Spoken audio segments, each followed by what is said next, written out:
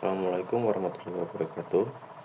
Perkenalkan, nama saya Andrian Effendi, program studi Sistem Informasi, mata kuliah Enterprise Arsitektur.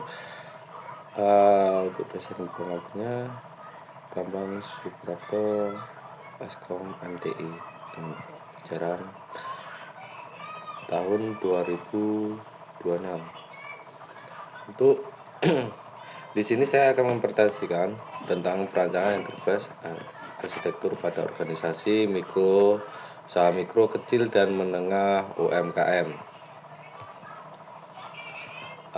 Di sini ada analisis bisnis proses. Proses bisnis UMKM sendiri ada 8, yaitu yang pertama pengadaan bahan baku dari supplier, kedua produksi, pengolahan produk, yang ketiga penyimpanan stok, yang keempat pemasaran melalui media sosial atau marketplace. Jadi pemasaran melalui media sosial atau marketplace ini sama halnya kayak seperti yang di TikTok, Shopee gitu ya, atau Facebook. Itu bisa seperti di media sosial atau marketplace. Untuk selanjutnya pemasaran oleh pelanggan, dan pemasaran oleh pelanggan itu secara bisa dibilang secara manual ya, kayak seperti kita promosiin diri sendiri, promosiin secara individual. Jadi ketika ada orang ini loh beli tempat saya gitu. Untuk selanjutnya pembayaran, dan pembayaran ini bisa, kalau di era sekarang bisa era digital ya, bisa dibilang bisa pakai QRIS, pakai cash atau transfer via bank. Kemudian pengiriman produk, untuk yang ke-8 pelayanan pelanggan. Setelah itu next, untuk value chain UMKM di sini ada seperti bagian alirnya. Di sini ada yang pertama aktivitas utama, primary aktivitas itu logistik, yang kedua logistik, yang ketiga distribusi, yang keempat penjualan, yang kelima pelanggan. Untuk yang logistik itu di sini yang saya simpulkan ada manajemen SDM, pengelolaan sumber daya manusia, pelatihan dan pembangunan karyawan. Nah, di logistik itu pasti ada yang namanya tenaga kerja juga. Kita perlu juga merekrut untuk pengembangan atau pelatihan pada karyawan. Yang kedua produksi. Jadi produksi ini untuk teknologi informasi untuk mendukung operasional, ya kan, bisnis melalui sistem informasi dan teknologi. Yang ketiga pengadaan distribusi. Distribusi ini untuk menyimpan dan pendistribusian produk ini ke pelanggan atau rental. Kemudian pengadaan barang. Nah, pengadaan barang itu jasa yang berkualitas dari supplier. Yang keempat itu marketing, sales, promo dan penjualan. Nah, di sini seperti SPG ya. Kalau SPG itu sering mempromosikan penjualan dari produk tersebut. Yang kelima itu customer service atau layanan pelanggan.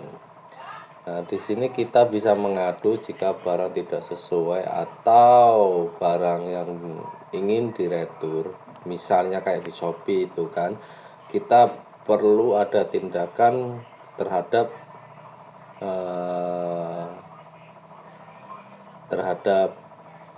barang yang kita ingin tukar atau kita retur. Di situ kita bisa mengadu ke layanan pelanggan atau customer service. Untuk selanjutnya bahas jenis capability utama itu ada 7 ya. Yang pertama manajemen produk, yang kedua manajemen persediaan, yang ketiga manajemen penjualan, yang keempat manajemen pelanggan, yang kelima manajemen keuangan, yang keenam manajemen supplier, yang ketujuh pelaporan dan analisis. Untuk manfaatnya, satu, mempermudah pengambilan keputusan.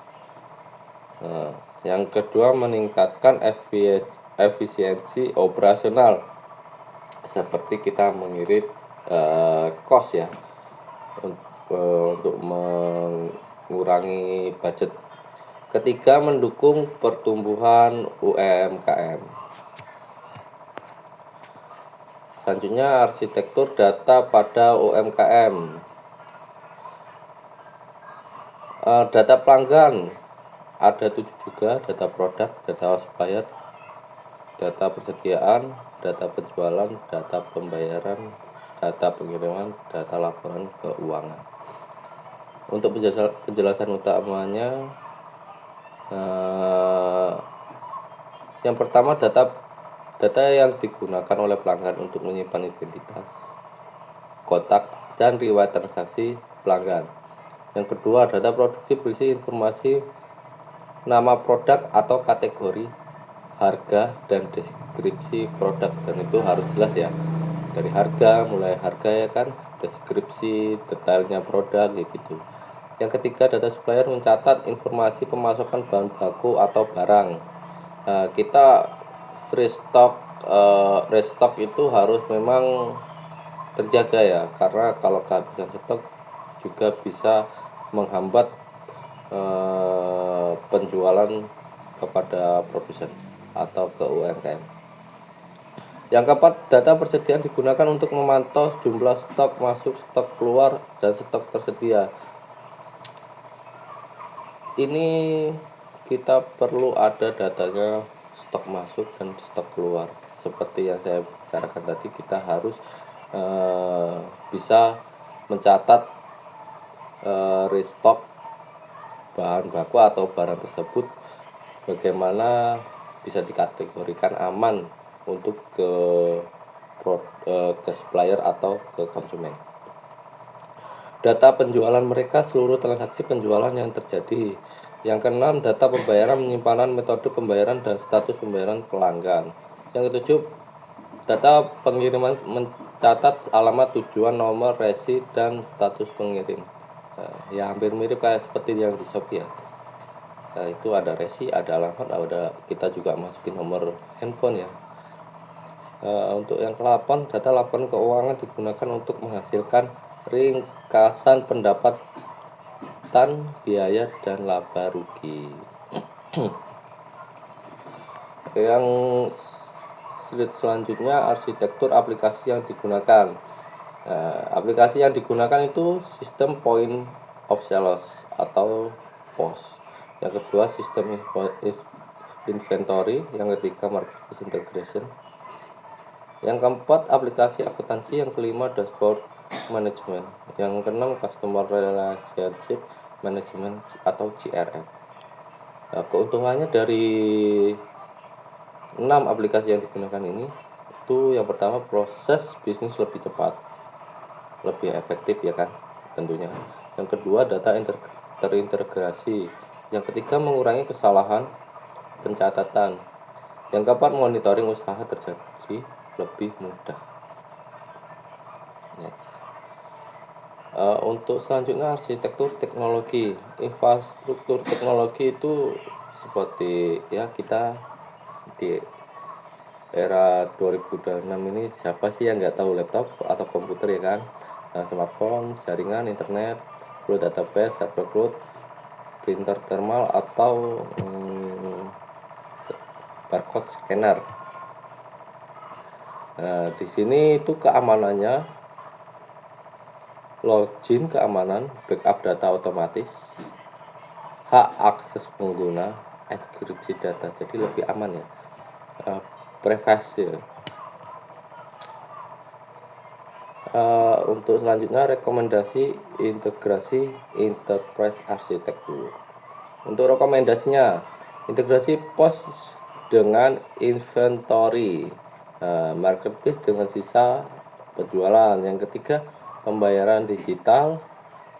Yang keempat, akuntansi secara otomatis. Yang keempat, dashboard bisnis real time.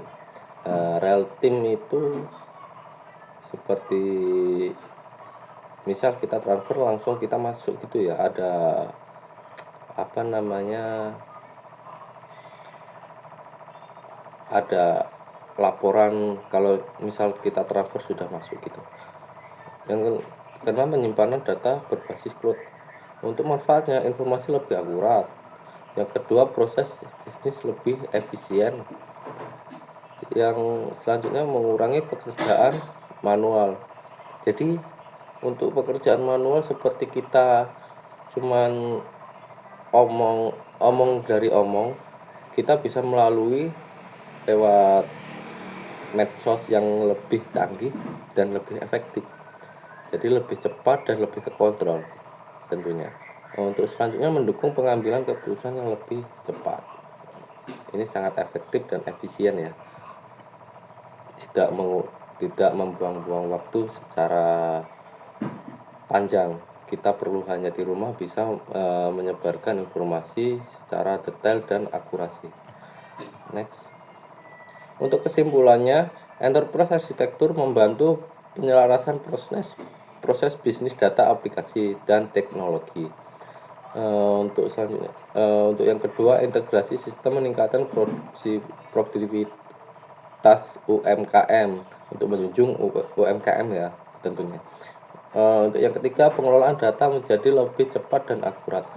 Yang keempat, enterprise arsitektur mendukung transformasi digital dan daya saing UMKM. Sekian dari saya. Bila ada kesalahan dalam menjelaskan, mohon maaf.